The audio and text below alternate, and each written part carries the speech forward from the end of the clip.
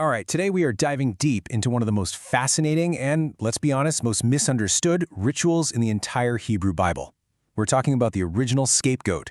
And as you'll see, it's a story that's not just about sin, but about sacred space, divine authority, and a pretty mysterious figure named Azazel. So let's get right into it. I mean, of course you have, right? It's a word we hear all the time. Someone gets unfairly blamed for a problem that everyone created, and we say, oh, they're just making them the scapegoat. It's a really powerful idea that's just woven into our culture. And the modern definition is super straightforward. It's all about blame. One person takes the fall for everybody else. We see this happen in sports, in politics, at work, you name it. But here's the thing. What we think it means today is a long, long way from where this whole story actually began. So let me just throw this out there. What if that ancient ceremony that gave us this word had a completely different goal in mind? What if it wasn't about punishing some poor, innocent stand-in, but about performing this incredibly powerful act of, well, spiritual eviction? That's the idea we're going to unpack. To really get this, we have to travel back in time to ancient Israel's most important, most sacred ceremony, the Day of Atonement, also known as Yom Kippur. And for the ancient Israelites, you got to understand, everything was on the line. The stakes here really could not have been higher. See, the Israelites believed that all their sins, all their impurities, actually polluted the sacred space where God lived among them. So the Day of Atonement was like this annual, high-stakes spiritual reset button. And if it failed, the whole relationship, the covenant itself, was in jeopardy. Now, at the very heart of all this drama were two goats. Just two goats. They were chosen, and then this divine lottery, a casting of lots, would seal their fate. One goat would be designated for Yahweh, the God of Israel, and the other one, well, it was designated for Azazel. Okay, so here's the play-by-play. First, the lots are cast. A divine decision is made. The goat for Yahweh, it's sacrificed in the normal way, and its blood is used to cleanse and purify the holy places. But then, the high priest turns to the second goat, the one that's still alive. He literally lays his hands on its head and confesses all the sins, all the wrongdoings of the entire nation right onto this goat. And then, and this is the key part, the goat isn't killed. It's led away, alive, and just released deep into the wilderness. And that right there brings us to the central mystery of this whole thing. The first goat is for Yahweh. Okay, simple enough.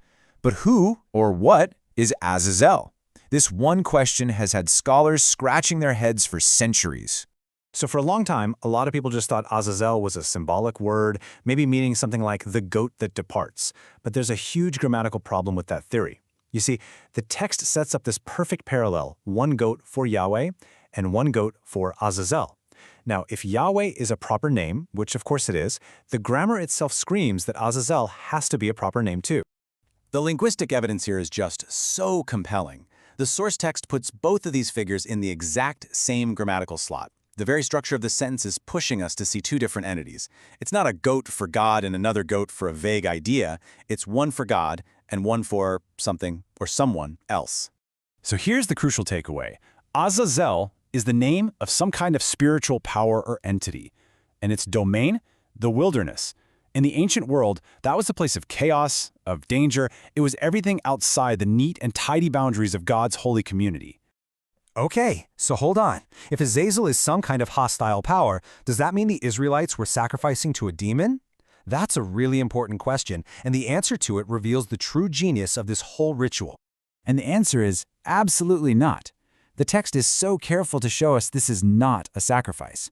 A better way to think about it is like a divinely ordered deportation. God himself is commanding this act as the method for physically booting the nation's spiritual garbage out of his presence. You see, the two goats had two totally different jobs. The first goat's death and its blood were used to purify the sacred space inside the camp.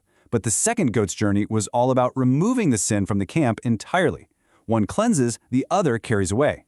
I mean, the differences here are just night and day. One is slaughtered, one is sent away alive. One is to cleanse holy ground, the other is to carry away sin. And their destinations couldn't be more opposed. God's altar versus the hostile wilderness. Every single detail of this ritual shows that the goat for Azazel is not a sacrifice.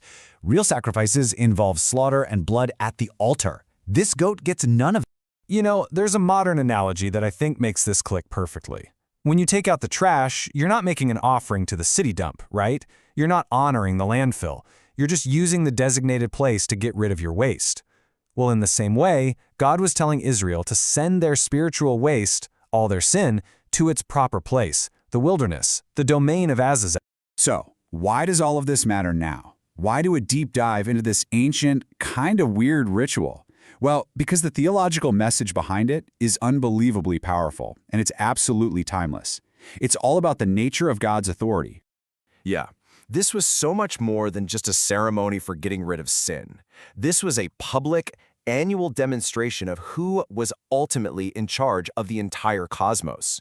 In a world that was just filled with competing gods, this ritual was a bold political and theological statement about the God of Israel. So let's just break down the big takeaways. First, only Yahweh gets a sacrifice. Period. No other power is worthy of worship. Second, sin gets dealt with decisively. It's not just kind of pardoned, it is physically banished. And third, and this is huge, God's power isn't just stuck inside the temple walls.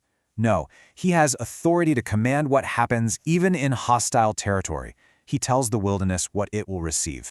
And really, that's the ultimate point. This complex, strange-sounding ritual was a powerful declaration of radical monotheism. In a world full of gods you had to constantly appease and bargain with, Israel's God was showing that he alone is sovereign. He doesn't negotiate with hostile powers, he dictates to them. So we can end with this thought. The original scapegoat wasn't about finding someone to blame. It was a declaration that God's authority is absolute, that he has the power to take all the mess, all the corruption of his people, and banish it, sending it right back to the realm of chaos where it belongs. And that leaves us with a pretty profound question to chew on. What does it really mean to believe in a God whose power extends not just over the places we consider holy and good, but over the hostile and broken places too?